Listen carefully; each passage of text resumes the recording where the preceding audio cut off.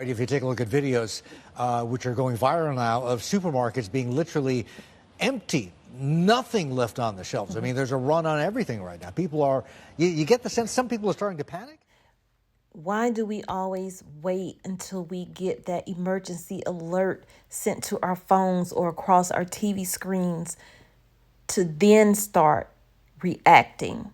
Now is the time to react, not to go out and panic buy, but to consistently purchase items every single time you go to the store to make sure your family has what it needs just in case something happens. If we get another virus out here, or if the one that we already have and still dealing with gets even worse. Yes, the numbers are going down.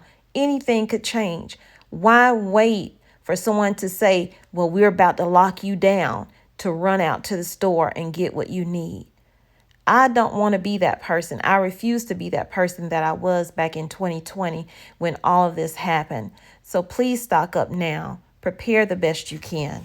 And please protect what you do purchase, because there will be people who won't get what they need, and they will resort to anything they have to feed their family because they didn't act in time. When China does their lockdowns, big or small, they halt everything. That means no one is loading and unloading at the ports. Hey fam, welcome back to the channel. So sorry for the late video, but I just saw this and I wanted to bring it to you. What you do with it is up to you. I will make sure I leave the link down in the description box. Of course, I'm sitting here with my leg propped up and I'm just strolling on my computer and I saw this article. China's COVID lockdown set to further disrupt global supply chains. So while we are here and we're opening back up everything and everybody's feeling like everything is going back to normal, I don't need to stockpile food anymore. I don't need to start ever. You might want to rethink that because things are about to get even worse. A surge in Omicron variant infections has prompted Chinese authorities to lock down residents, close factories, and stop truck traffic, snarling already frayed supply chains. We all know that we are still dealing with shipment supplies not making it to the stores for whatever the reason is. Everybody has a reason. It doesn't matter. It's not in the store. And if it's in your store, be thankful, be grateful, and go out and get what you need now before they start putting limits on it or telling you they're going to ration the food for you. You're not going to have to do it yourself. So trucks are being delayed by the testing of drivers. Container rates are rising as ships wait for many hours at the ports. Products are piling up in warehouses. The article goes on to state that as Chinese officials scramble to contain the country's worst outbreak of COVID-19 since early 2020, they are imposing lockdowns and restrictions that are adding chaos to global supply chains. The measures in China are disrupting the production of finished goods like Toyota and Volkswagen cars and Apple iPhones, as well as components such as circuit boards and computer cables. Cases rose on Tuesday, and although it's a small drop in the bucket compared to other large countries, China still has the zero tolerance approach to any outbreaks, and they call for stringent lockdowns as well as mass testing and quarantine in government facilities. After surging last week, oil prices slid about 5% at the start of trading on Monday, in part on fears of an economic slowdown in China and the global economic harm already caused by China's rise in cases. The epidemic prevention and control is more difficult, and the situation is severe and complicated. Lockdowns have also suspended work at electronic factories in the South and a wide variety of industrial companies in central China. Cities near Shanghai have closed highways, exits, or demanded that each driver show a negative PCR test, requirements that have also created miles-long lines of trucks trying to carry crucial components among factories. They believe that the high international freight costs, a serious problem last year that has contributed to inflation in the United States, have begun climbing again after a dip during the Chinese New Year holiday. Hazmat suits and panic buying, pandemic images return to China. A Shanghai pedestrian swarmed by hazmat-clad health officials, police tape wrapped around entire blocks, and panic buying at shopping centers. And in this final and third article is saying overwhelmed scenes from Hong Kong's COVID-19 crisis.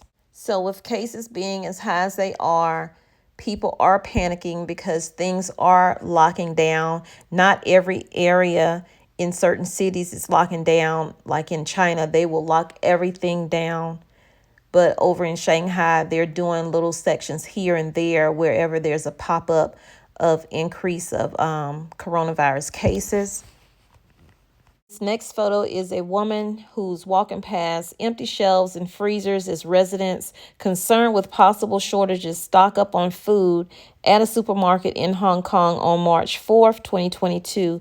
The fast-spreading Omicron variant is overwhelming Hong Kong, prompting more mass testing, quarantines, supermarket panic buying, and a shortage of hospital beds.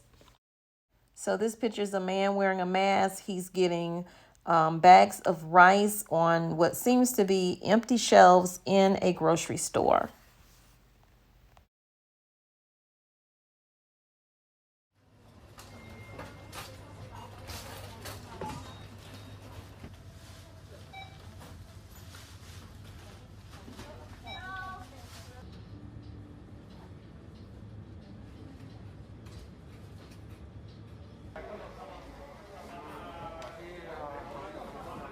This would be the first lockdown that Hong Kong would be experiencing, and that is why it has the city in a panic, up in arms. If you've been to the supermarket, if you've been to the wet market, you can see prices have gone up, shelves are empty. I was just at a bakery yesterday, walked by, and I was stunned when I saw all shelves had been cleared of all the bakery goods, all the bread out of that store, and it's similar for vegetables in the supermarket as well. So the city is really kind of in a fright right now. This as the number of COVID cases yesterday confirmed over 32,500. We had 172 deaths reported yesterday, bringing the total in the city now to over 1,000. Hong Kong University expects the peaking of the current wave that we're seeing. Now, this is the worst that we've seen in more than 2 years. In the coming week or so, they're expecting 180,000 cases per day, but this is just a projection by Hong Kong University. Now, we saw the panic buying and the fears over this potential lockdown. The government has been talking about this mandatory, compulsory, community universal testing. I was on the phone yesterday with my government source. I have on good authority that this foot ban, as they're calling it, is not going to be a total lockdown. It's not going to be Wuhan style. They're talking about Melbourne or London style. So what that means is you will still have access to essential services. You can still go to the supermarket. You need to get to the bank. The stock market will still be up and running. They still need to decide specifically which and how many essential services, but they will still be made available.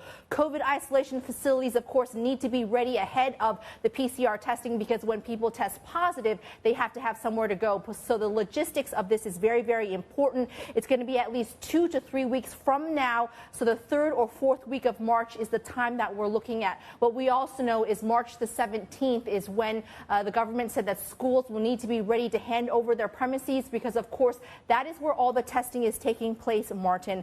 It's going to be by reservation only, and similar to how voting takes place, because it's going by Hong Kong ID cards, you're going to be able to walk to your nearby school to get the testing done. It's going to be done by Hong Kong ID. Those that have left town will be, of course, tested on arrival and then put into hotel quarantine as normal. So they'll be, of course, going through quarantine and testing as normal.